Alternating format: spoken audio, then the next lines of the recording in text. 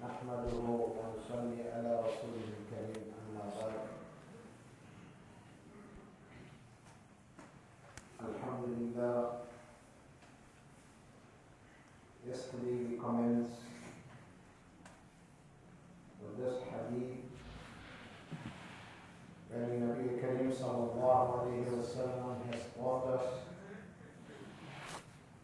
that when we witness anything, experience anything, try and draw an analogy and learn from it. The incident as follows, we're not going into it, we said we will elaborate on each one. The Nabi sallallahu alayhi wa sallam is together with Hazrat Abu Bakr, Hazrat Umar and Hazrat Uthman. After Salah were walking, he said, let's go and visit my daughter, I want to go to her house and we can meet up with Hazrat Ali radiallahu ta'ala anhu as well. And when they got into the house, Hazrat Fatima was happy to see her father and the honored guest that he brought with him. So she presented to them, she found the most beautiful and pretty bowl in which she placed some honey and sent it for them to partake and to make ikram of them. And when it got to Nabi Kareem sallallahu alayhi wa sallam, there was a strand of hair in that honey. And Nabi sallallahu alayhi wa sallam says, pretty bold, sweet honey, strand of hair, what analogy can you draw? Hazrat Abu Bakr Siddiq radiallahu ta'ala anhu looks at it and he says, Iman is more prettier than this bowl. The person that has Iman is sweeter than this honey. And to protect one's Iman is more difficult than treading on the strand of hair. Now when we speak of Iman, what is Iman? What is faith? For us to understand Iman, there are 70 branches of Iman. The greatest branch is to believe in the oneness of Allah. And the lowest branch is when you walk in the pathways and you will find an obstacle that could be a hindrance or detriment, not only to insan but towards creation. An example, a banana peel. To take it, remove it, so nobody slips on it. It's part of Iman.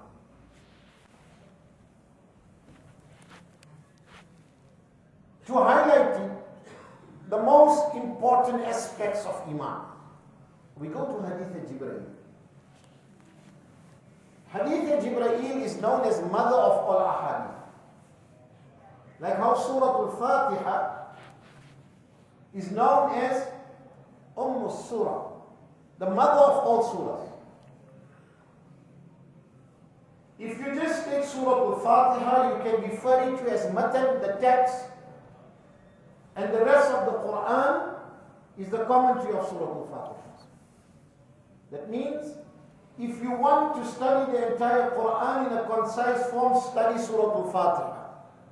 You want to study Surah Al-Fatiha in a concise form, study Bismillah ar-Rahman ar-Rahim. You want to study Bismillah ar-Rahman ar-Rahim in a concise form, study the letter Ba. And if you want to study the letter Ba, look at that nukta, that dot which denotes one Allah. Now when it comes to the narration, then every narration is somewhat linked to the mother of all narrations in that Hadith Jibreel. You take the entire deen, can fit in this hadith that is known as Hadith Jibreel. We're not going into depth, but just to narrate to you. Hazrat Umar ibn al-Khattab narrates this. This hadith comes in Bukhari and Muslim Sharif. Sahaba are seated. Nabi Kareem sallallahu alayhi wa sallam is in front. All of a sudden, a stranger enters. And everybody looking at him and somewhat amazed because nobody knows who he is. He's a complete stranger, that means he's a traveler, he's not from Medina. But yet there's no signs of him being a traveler. His hair was immaculate, neat. His clothing was clean. There was no crease. There was no dust. There was no signs of him being a musafir. In those days, you didn't have to go long distance. Just a kilometer or so, already the signs of you walking was there. You would perspire, the dust, you're in the desert and so forth.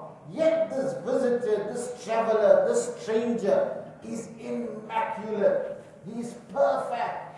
And he paves his way and he comes and sits right next to Nabi Kareem sallallahu alayhi wasallam.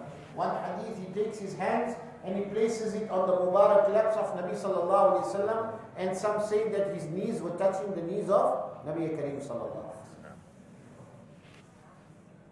He poses a few questions. Mal iman? What is iman?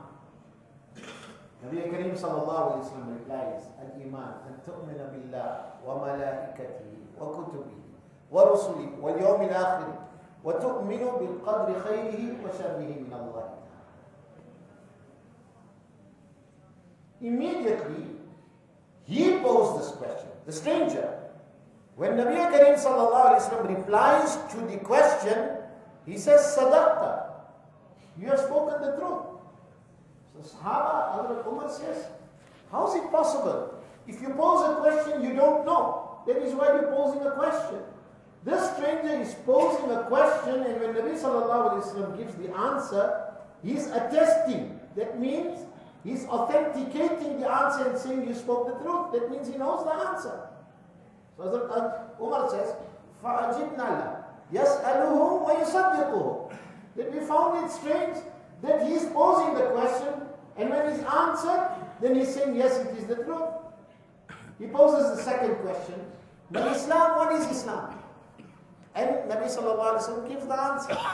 Again he says, فَأَجِبْنَا لَهُ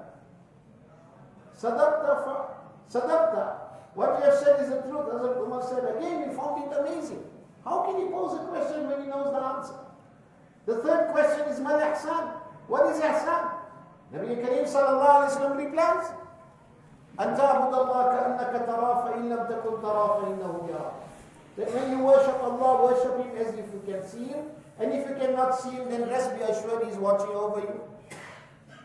And then he poses the fourth question. Mata sa'a, when the day of Qiyamah will take place. Nabi Kareem sallallahu alayhi wa sallam replies, Mal mas'ulu anha bi'a'lama min as-sa'il. That the one that has been questioned, referring to himself, Nabi sallallahu alayhi wa sallam, does not know, nor the person that has raised the question. That means you also don't know when the day of Qiyamah will be. So that shows Nabi Kareem sallallahu alayhi wa sallam, when it came to the creation, possessed the greatest knowledge, but not all knowledge. If he had all knowledge, he would answer this when the day of Qiyamah will take place.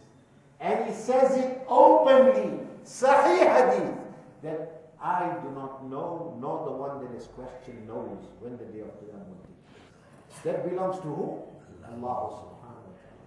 Does Allah not make mention in the Quran, Inna Allah indahu ilmu as-sa'a? And then Jibreel, this particular person says, that give me few signs of the day of Qiyamah. Nabi Kareem sallallahu alayhi wa sallam speaks of few signs.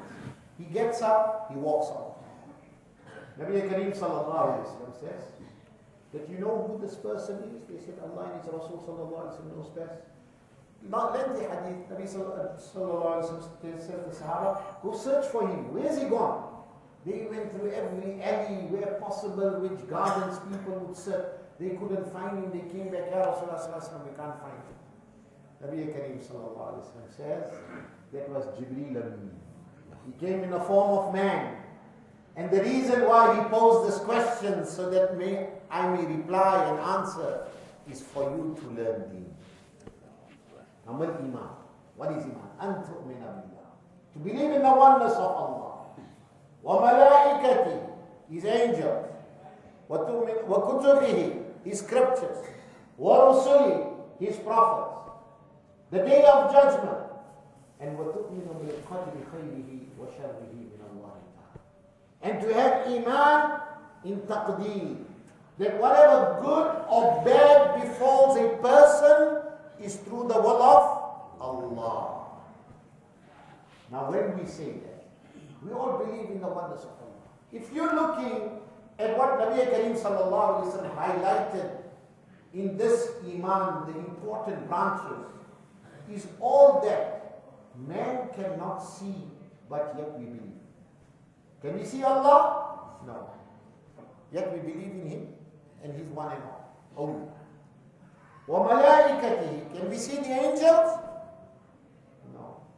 We can't see them. Yet we believe in the angels. وَكُتُبِ. Did we see all the scriptures? One cannot only resort and say, I believe in the Quran, I do not accept Torah, Zabur, Injil. Yes, today's scriptures we do not accept because man is tampered with. The original, what has been revealed, we did not see it, yet we have faith that yes, there is such a thing as Torah, Zabur, Injil. We did not see it, yet we believe in it. وَرُسُلِهِ. We didn't see any prophet, not even our own prophet. Hazrat Muhammad al-Mustafa sallallahu alaihi wasallam. Yet we have full yaqeen. If we denounce the prophethood and we do not accept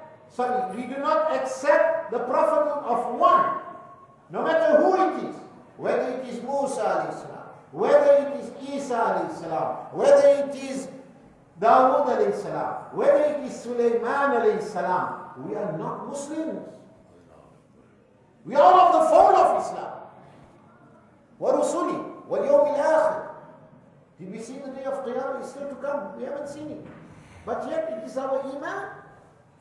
وَتُؤْمِنُ بِالْقَدْرِ خَيْرِهِ وَشَرِّهِ مِنَ اللَّهِ تَعَالَى. And we have iman on taqdeer. Whatever good or bad befalls a person is through the will of Allah. Do we know what's going to happen the next moment? No. But what's going to happen has been predestined. It's from Allah. It has been planned. So the beauty, this is Islam. You know, today when we bring logic into the equation, this is where, you know, they're trying to contaminate our iman. Like, does it make sense? Is it logic?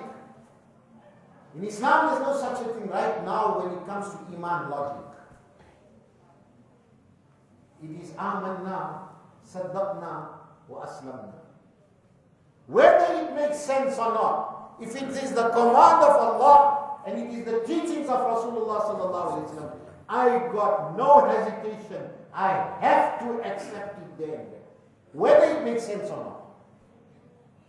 Whether it makes sense or not. We got no reason to question the wisdom of Allah, the command of Allah. That is why one of the reasons Hazrat Abu Bakr was given the title Siddiq radiyallahu ta'ala anhu was when Nabi Kareem sallallahu alayhi wa sallam explained to him the receiving of prophethood.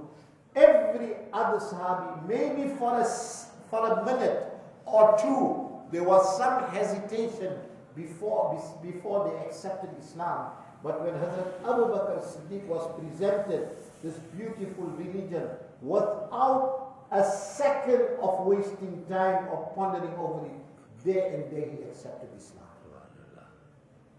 That is why he was known as Siddiq. Siddiq Akbar. Now when it comes to our Iman is pretty. You take today, so many disbelievers write on the beauties of Islam. They will write on the greatness of Nabi Kareem sallallahu alayhi wa sallam. Does that make Islam beautiful, more beautiful? No, it means nothing. It means nothing because they did not bring Iman. What sense? My God. 100 greatest man that walk on the face of the earth. Number one, he puts who? Nabi Kareem sallallahu alayhi wa sallam. The 52nd one, who he puts? Hazrat Umar ibn al-Khattab. So what? If he does it make the man greater? No. It is our belief they are great. We don't need this authentication or seal of approval by the non-believers. Because if they wrote such greatness on Nabi Kareem sallallahu alayhi wa sallam, why are they still void of Iman? It comes from Allah. So one is, Iman is pretty, just to say, Iman is so important, this is Iman, this is faith, discuss, and yet you do not have Iman. It's no use. That is why Hazrat Abu Bakr Siddiq says, one, Iman on its own is prettier than the bow. And the person that has Iman is sweeter than honey. How fortunate is that person that has Iman. And that is not his efforts. It's not his taqwa. It's not his knowledge. It's not because of his forefathers. Fair to say, let us look in times today. How many families don't you know practicing good Muslims? The son has turned away from Islam. The daughter has left Islam. And then again we will find so many families. Those that hate Islam, different faiths, and the child quietly accepts Islam. It's got nothing to do with ancestors. It's got nothing to do with forefathers. This Iman that me and you have is through the fadl and karam of Allah. مَنْ يَهْدِهِ اللَّهُ فَلَا مُضِلَّ لَهُ وَمَنْ يُضْلِلْهُ فَلَا هَادِيَ لَهُ. Whomsoever Allah chooses to guide, wallahi, all of man put together can never mislead or misguide. And whomsoever Allah chooses to mislead or misguide, all of man put together will never succeed to guide him. This comes from Allah. If Allah left it in the hands of man, the Nabi Kareem sallallahu alayhi wa sallam should have seen it to his uncle Abu Talib accepting Islam. It wasn't in his hands. He tried. So it's not in an individual or any human's capacity or his ability to give hidayat. It comes from Allah. Iman is from Allah. And to safeguard our Iman is more difficult than walking on a strand of wool. How true it is. Is this time and age not that which Nabi Kareem sallallahu alayhi wa sallam explained? That a time will come to hold on to Iman will be like holding on to a hot coal. Is it not times of today? Look at the fitna we're confronted with.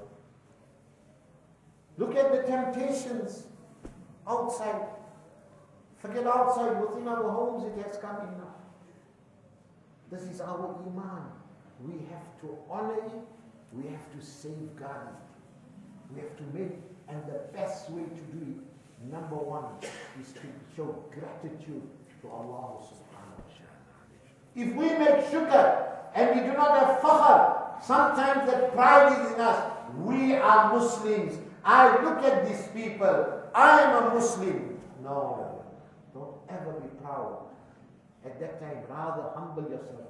Oh Allah, I don't know how to thank you. You have blessed me with Iman. If you did not bless me with Iman, I could have been worse off. And if you could have blessed me with Iman, then you can bless them also with Iman. Make dua. لَإِن شَكَرْتُمْ لَأَزِيدَنَّكُمْ. If we make shukr, Allah will increase it, and inshallah our Iman will become even more firm. So let us safeguard our Iman. This Iman that we have ready-made, it is as beautiful, more beautiful than the bow. We, alhamdulillah, at present, and Allah let it be until the end of our lives, that we are more prettier or sweeter than honey, because Allah has blessed us with the Iman.